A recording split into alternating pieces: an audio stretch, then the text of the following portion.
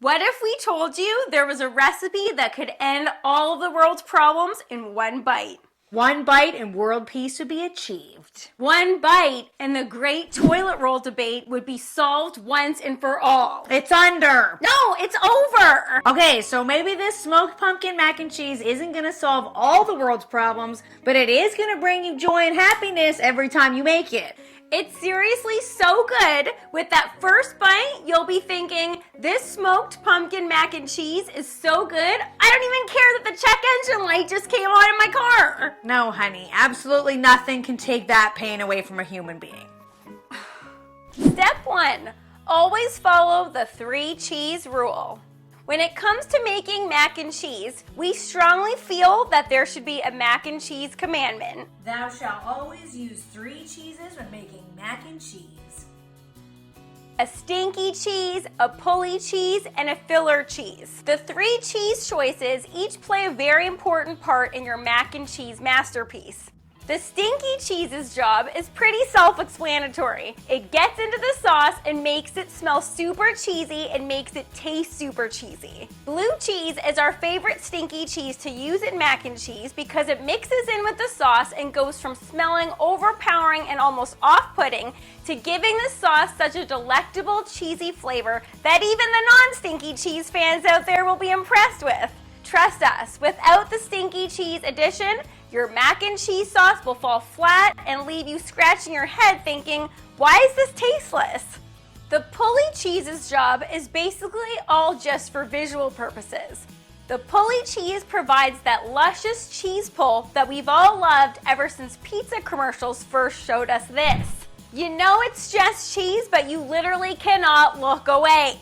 Our pulley cheese of choice is mozzarella. It provides minimal flavor, but what it lacks in taste, it totally makes up for in the amount of visual appeal it gives when serving up your mac and cheese. It's kind of like the runway model of the cheese world. It's all looks and no depth. Oh, that is rough, but very true. Yeah. Our filler cheese of choice is good old cheddar. It should be thought of in the same way as tinsel on a Christmas tree. You don't really notice it when it's on the tree, but the tree isn't complete until the tinsel gets added on. Filler cheese works in the exact same way. It bulks up the sauce and adds to the cheesiness, but in an unobtrusive way. It helps to balance out the richness of the stinky cheese and smooths out the pulley cheese, thus creating a mac and cheese sauce that is so harmonious it really could solve world peace. Would you give that a rest already? The cheese sauce is good, but it's not save the world good. To start building our sauce, start by making a roux, which is a cooked mixture of flour and fat used to thicken sauces and soups.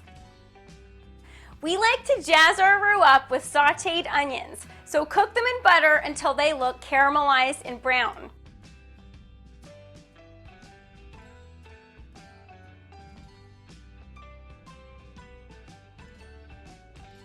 If you just pulled out a pen and paper to jot this all down, don't worry about it. You know we have the recipe in the description box just for you. So just sit back and relax while we show you how easy this recipe is. Add the flour and mix it all up so it incorporates with the butter and onions.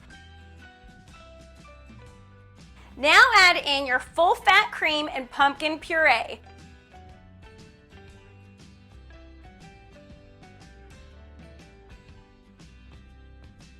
Stir, stir, stir it all up. The cream can scald if you don't keep stirring it, so keep it moving as it heats and thickens up. Once it looks like this, all creamy and dreamy and luscious looking, take it off the heat, add the shredded cheeses, and mix.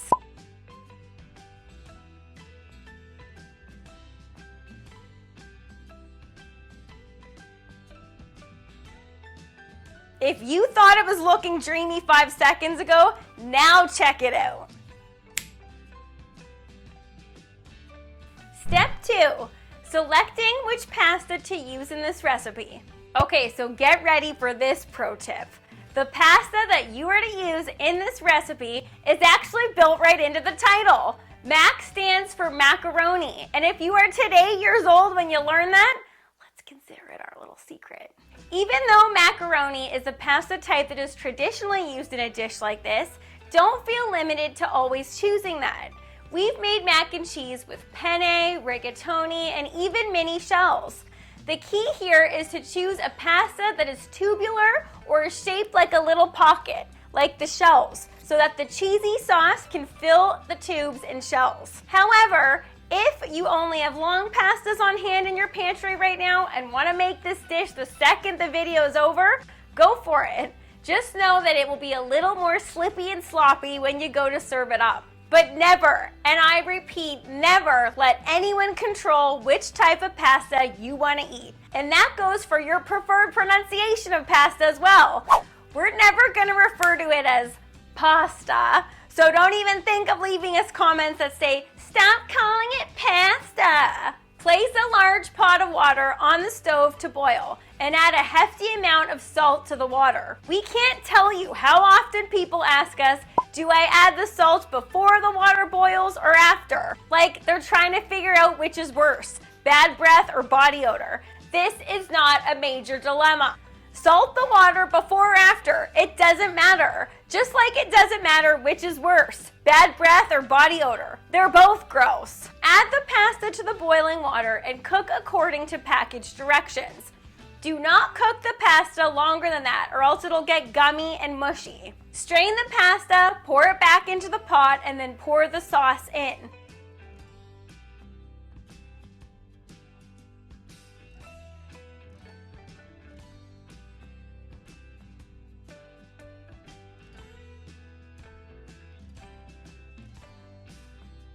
Get your cast iron pan, make sure you butter it up real good, and then add the cheesy pasta to the pan.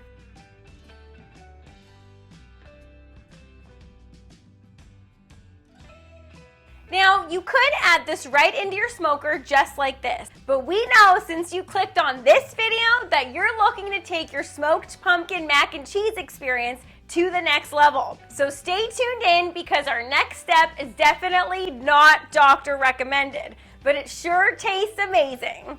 Step 3, topping the mac and cheese with 2 of life's tastiest creations. Okay, so we need to give a heads up to any doctors watching right now. You may want to fast forward this part of the video because you're not going to like what we're about to say. In order to take this mac and cheese to the next level, we're going to be topping it with 2 of life's tastiest creations, bacon and potato chips. Bacon and potato chips. I just said that. Okay, sorry, I'm just so excited about both. Okay, so now that the doctors aren't listening, you need to try adding both of these tasty treats to your next smoked mac and cheese.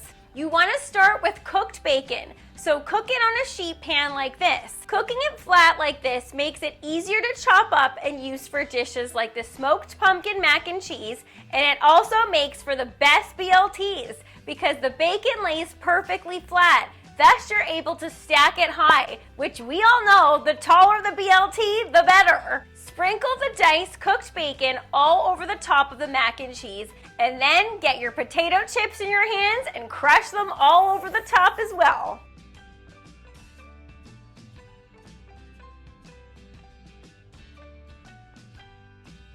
Always be sure to account for munched on chips if you're cooking with others in the house. Chips are like one of those foods that people think you can just steal as you walk by, like fries and gravy in your high school cafeteria. Wasn't that so annoying when people did that? Yeah, it was, so stop stealing food now. Place your loaded up cast iron skillet into your smoker and smoke it at 225 degrees for 1 hour. We recommend using a fruit wood like apple because it's mild yet still flavorful. After an hour, pull it off of the smoker and marvel at your smoked pumpkin mac and cheese masterpiece.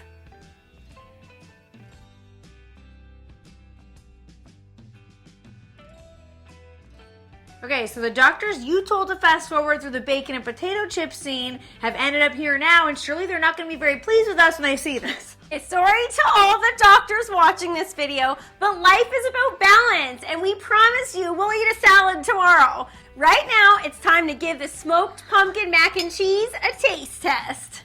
Open up. Mmm. Oh no. Oh, that smells so good. The aromas and the smells and the flavors. It's creamy, it's cheesy, it's bacony. There's a little crunch from the potato chips. Oh man. Okay, honey, before you continue on, we gotta go hit that table. We gotta burn off some of these cows. Okay, I'm gonna make it worth it. Quite a few cows. She's eating it. Okay, give me this. No. Okay. You're taking. Just go. It's time to dance. Just go. Yeah, let's go. Thanks for watching, barbecue family. You know what would go perfectly as a dessert to enjoy after the smoked pumpkin mac and cheese? Our delicious pumpkin scones. They're fluffy and delicious, so head on over that video now. And don't forget, you're invited to our weekly barbecue live stream every Friday at 12 p.m. Eastern. We can't wait to see you in the chat this week. See you next time, barbecue family!